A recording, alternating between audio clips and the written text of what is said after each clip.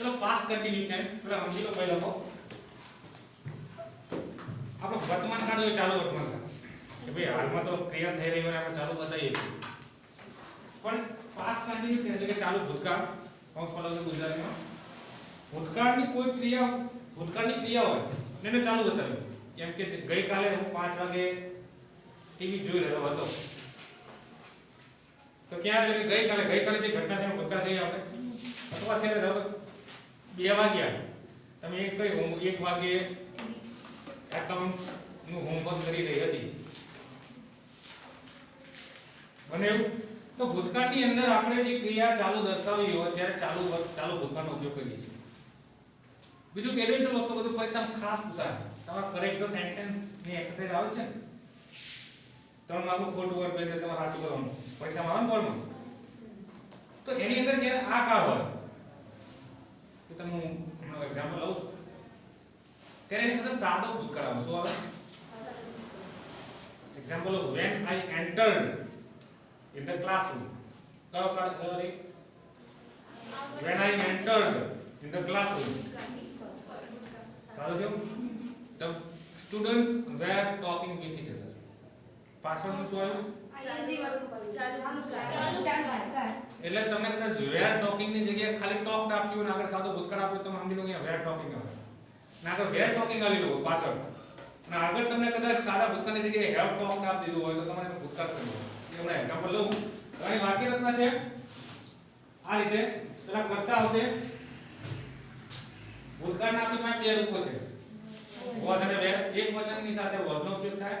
કરતા હોય તો અને બહુવચન કરતા હોય તો વેર નો ઉપયોગ થશે ક્રિયાપદ પાસે આઈએનજી કર્મ અને અન્ય એજ ઇટ ઇઝ જેમ ચાલુ વર્તમાન કાળમાં છે ફક્ત ટુ બી ના રૂપમાં ફરક પડશે નકાર પણ એ રીતે જ બનશે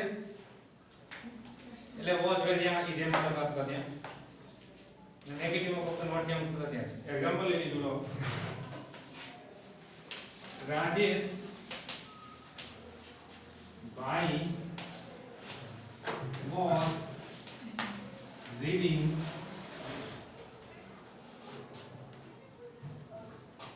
a newspaper પેલા વાક્ય સમજી લો પહેલા લખજો કરતા છે રાજેશભાઈ ટુ બી નું ફોર્મ આવે સાથે was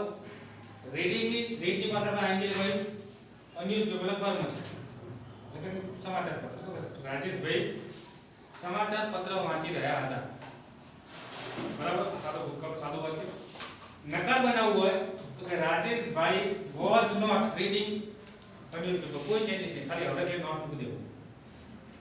ઇન્ટ્રોગેટિવ બનાવવો તો એમ જ was Rajeshbhai reading a newspaper પાસે પ્રશ્ન છે કૃષ્ણા ખબર પડે કે બાઉન્ડ છે તો હું બાકીના વાક્ય લખું તો બે કે ત્રણ જે લાઈન તમારે છોડ્યું હોય એ છોડી દેજો જાતે ઇન્ટ્રોગેટિવ ને નેગેટિવ બનાવજો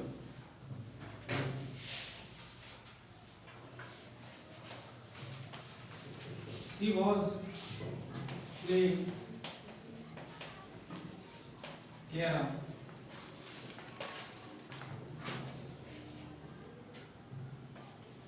Mrs. Mehta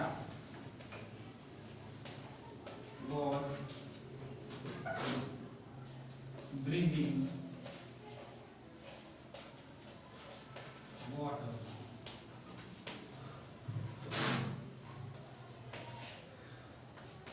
I was cutting tree.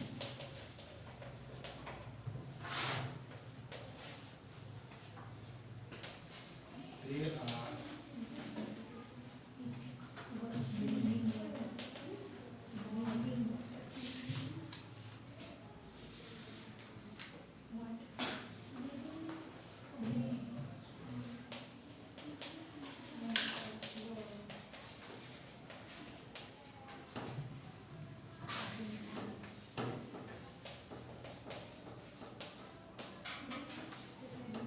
પાંચ વાક્યો છે બરાબર પાંચ વાક્યો છે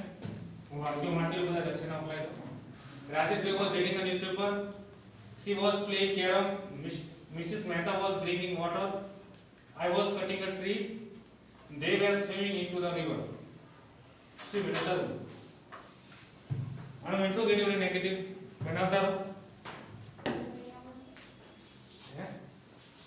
તો સફોકેશન થાય માસ્ક પહેરી દો શું રીતે ફેન હો જાવે કોરોના બોલ નહીં દેતું બોલો હા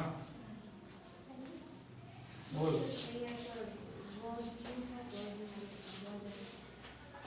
આવ્યો છે તો વેરી દે યુ સાથે બેર આવે ને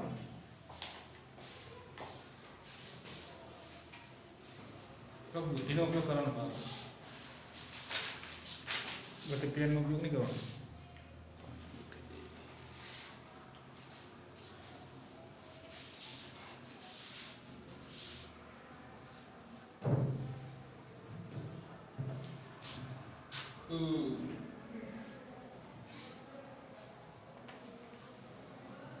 मेरी का तबीयत बराबर नहीं तो तारी धीरे धीरे लागे છે સપોર્ટ ગયું તો પસંદ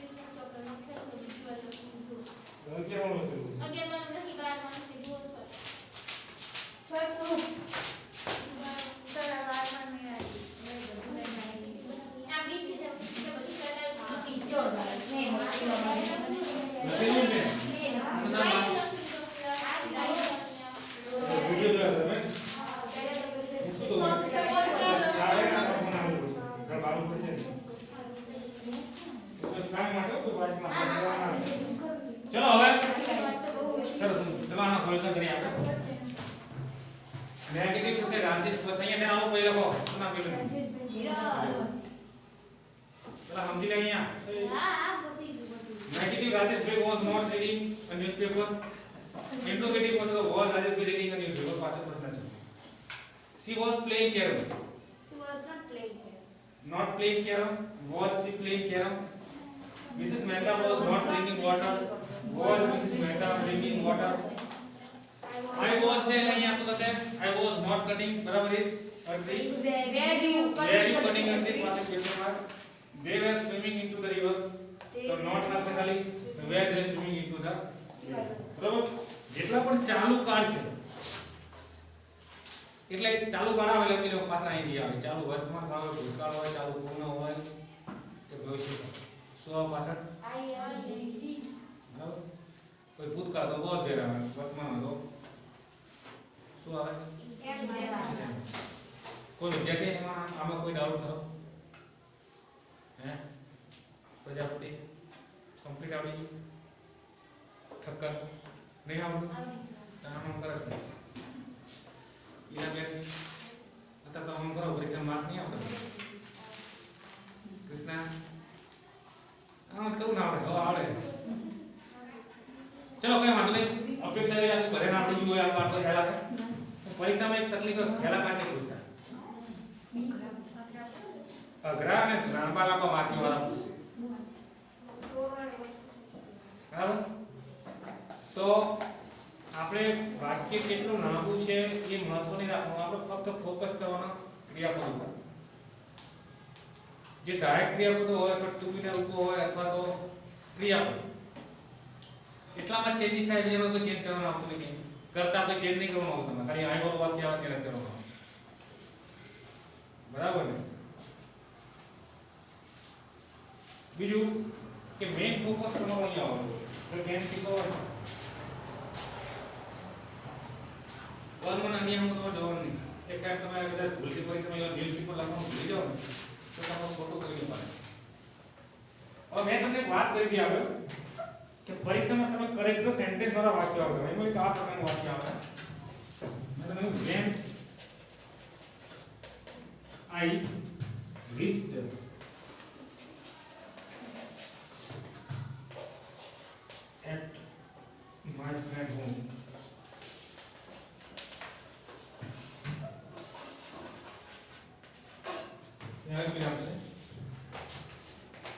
was sleeping on the terrace.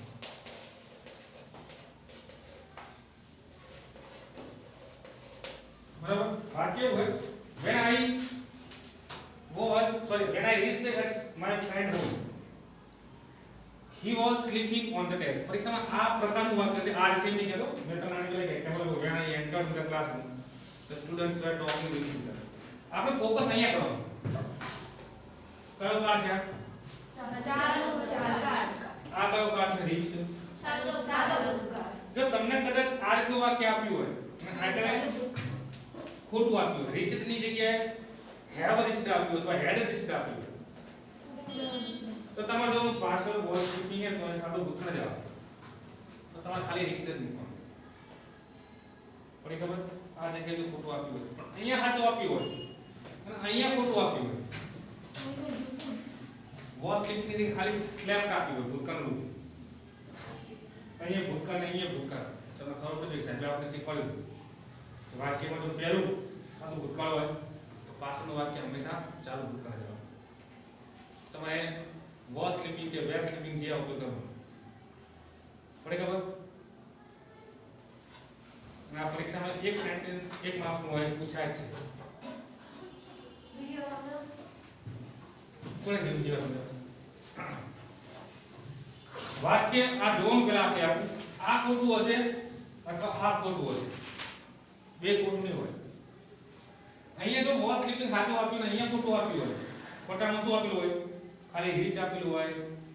અથવા હેવ રીચ્ડ કરીને આપ્યું હોય અથવા આઈ એમ રીચિંગ એવું આપેલું હોય તો તમને એ ખબર પડી જોઈએ કે સાહેબે એવું શીખવાડ્યું કે પાછળનું વાક્ય ચાલુ ભૂતકાળ હોય તો હંમેશા આગળ સાદો ભૂતકાળ જ આવે બરાબર તો અહીંયા રીચડ જ કરવાનું અહીંયા સાદો ભૂતકાળ આપ્યો હોય પાછળ અહીંયા તમને આ ખોટું આપ્યું હોય વોઝ સ્લીપિંગ આવે એની જગ્યાએ તમને હેડ સ્લેપ્ટ આપ્યું હોય હેવ સ્લેપ્ટ આપ્યું હોય અથવા બીજું કોઈ ખોટું આવ્યું હોય ગમે તેમ કરીને તમને એ ખબર પડી કે અહીંયા સાદો ભૂતકાળ છે તો પાછળનું વાક્ય ચાલુ ભૂતકાળનું હોય બરાબર આ વાક્ય લખી નાખો નીચે એવું પણ લખ્યું કે સાદા ભૂતકાળની સાથે હંમેશા ચાલુ ભૂતકાળનો ઉપયોગ થાય છે એક નોટ કરી લખો તો તમે ગમે ત્યારે વાંચતા હો તો યાદ રહે બરાબર સાદા ભૂતકાળની સાથે કદાચ ઊંધું પણ આપો આ ધ્યાન રાખજો આ રીતે વાક્ય હોય આ એની જગ્યાએ my friend was sleeping when I reached at his home પહેલા કદાચ ચાલુ વર્તમાન કાળ ચાલુ ભૂતકાળ હોય તો પાછળનું વાક્ય સાદા ભૂતકાળનું બનવાનું હું તેના ઘરે ગયો ત્યારે તે શું રહ્યો હતો એમ પણ કહે કોણ તે શું રહ્યો હતો ત્યારે હું એના ઘેર ગયો આ કુછ મતલબ તો બેન લખી નાખો આટલું